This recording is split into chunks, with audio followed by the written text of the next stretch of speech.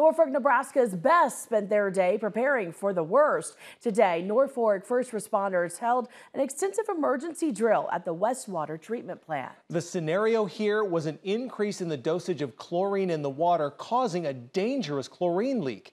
KTIV's Clayton Anderson explains how this simulation helped first responders prepare. First responders had their hands full, triaging volunteers acting as victims. Several suffered from severe coughing and chest pain.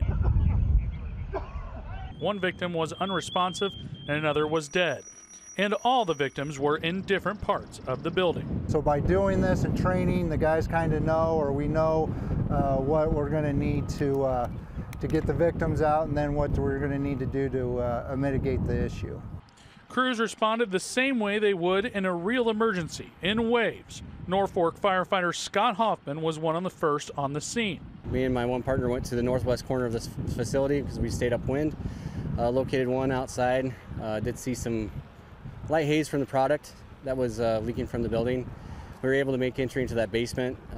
Dark, very light haze initially. Hoffman says crews worked well as a team. We did a really good job working together as a team to get the victims out of the building as fast as we could. And it went fairly well for the most part with the situation that we're in today. It wasn't just about the search and rescue efforts. A hazmat team also went inside the building to address the simulated chlorine leak. In Norfolk, Nebraska, Clayton Anderson, KTIV News 4. And again, we want to remind you this was just a drill. There was not an actual chlorine leak at Norfolk's water treatment plant.